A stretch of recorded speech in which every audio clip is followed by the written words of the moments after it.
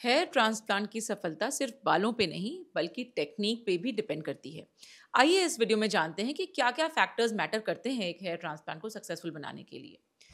मेरे हिसाब से हेयर ट्रांसप्लांट एक लार्जली सक्सेसफुल प्रोसीजर है, मतलब 95% से ज़्यादा सक्सेस रेट है इसका।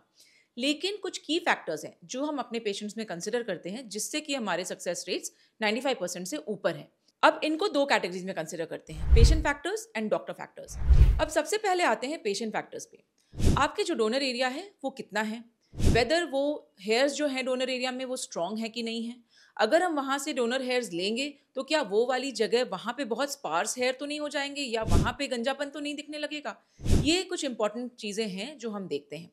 अगर मान लीजिए आपका डोनर एरिया बहुत ही कम है तो डेफिनेटली आपको ये डिसीजन रिकंसिडर करना चाहिए एंड आपको ये भी सोचना होगा कि सिर्फ स्कैल्प से नहीं, बेड से या बॉडी हेयर का भी यूज करना पड़ सकता है। जब हम डोनर एरिया की बात पे आते हैं तो हमें कुछ इंपॉर्टेंट चीज़ें आउटलाइन करनी होती हैं, जैसे कि बहुत ज़्यादा खुश्की या डैंड्रफ तो नहीं है, या फिर कुछ इन्फेक्शन तो नहीं है, आपकी जो कोमोर्बिडिटीज़ हैं वो ज़्यादा तो नहीं है, जैसे कि डायबिटीज़ है, हाइपरटेंशन है या और दूसरे तरीके की बीमारियां आपको तो नहीं है। तो ये सब चीज़ें हैं जो पेशेंट फैक्टर्स में बहुत ज़्यादा इंपॉर्टेंट रोल प्ले करती हैं। एंड अक्सर थायराइड डिजीज़ एक ऐसी डिजीज़ है जो कि हेयर को बहुत ज़्यादा इम्पैक्ट करती है और बहुत बार बहुत सारे क्लिनिक्स इसको टेस्ट करने में चूक जाते हैं। जब आप हेयर ट्रांसप्लांट करवा लेते हैं बाद में आपको लगता है कि बाल तो आए ही नहीं। तो इसलिए एक proper health analysis before you take up that surgery, it's very very important. अब आते हैं डॉक्टर और सेंटर की बात पे।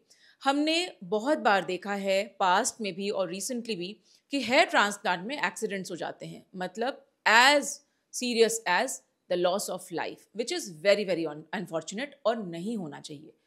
लेकिन क्या वो फैक्टर्स हैं जो आप एज अ पेशेंट इंश्योर कर सकते हैं जो आपके हेयर ट्रांसप्लांट को सक्सेसफुल बनाएगा। अगर आप एक वेल क्वालिफाइड डॉक्टर के पास जाते हैं तो डेफिनेटली आपके चांसेस वहीं से ही बेटर हो जाते हैं। अगर आप एक सेफ क्लिनिक चूज करते हैं जिसमें कि सर्जिकल फैसिलिटीज हैं, जिसमें कि इमरजेंसी से डील करने के इक्विपमेंट्स और फैसिलिटीज मौजूद हैं, तो डेफिनेटली आपका हेयर ट्रांसप्लांट एक सक्सेसफुल प्रोसीजर हो सकता है। जो टेक्निक सिलेक्शन है इसका भी बहुत इंपॉर्टेंट रोल है, जैसे कि FUT करें या FUE। कुछ पेशेंट्स FUE एक दो बार करवा के उनको लगता है कि हेयर ट्रांसप्लांट सक्सेसफुल नहीं हुआ और वो FUT की तरफ जाना चाहते हैं। अब हमें ये देखना होता है कि वेदर FUT के लिए वहां पे एनफ बाल बचे हैं कि नहीं। तो बहुत सारे फैक्टर्स हैं, donor factors, patient factors, doctor factors, centre factors, factors dealing with emergency, whether you are equipped enough और नॉट। ये सब चीज़ें इंपॉर्टेंट हैं आपके हेयर ट्रांसप्लांट की जर्नी में।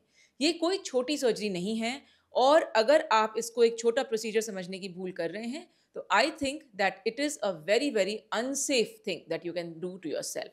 So please only opt for qualified people at a well accredited center. This is very important in your entire journey.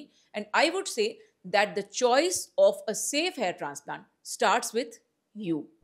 हमने बहुत सारा कंटेंट बनाया है, सेफ हेयर ट्रांसप्लांट कैसे होता है, कैसे सेंटर को चूज करें, अगर आप हमें किसी दूसरी सिटी से कांटेक्ट कर रहे हैं तो क्या सही तरीका है हम तक पहुंचने का, और हमारे हेयर ट्रांसप्लांट की जर्नी कैसी दिखती है। मंथ वाइज ब्रेकडाउन हमने दिया है, बहुत सारे वीडियोस हैं, आप हमारे चैनल SB ट्राइकोलॉजी को एक्सप्लोर कर सकते हैं, आपको बहुत सारी इन्फॉर्मेटिव कंटेंट मिलेगी। इसको लाइक और शेयर करना ना भूलें और हमारे चैनल को सब्सक्राइब करना ना भूलें।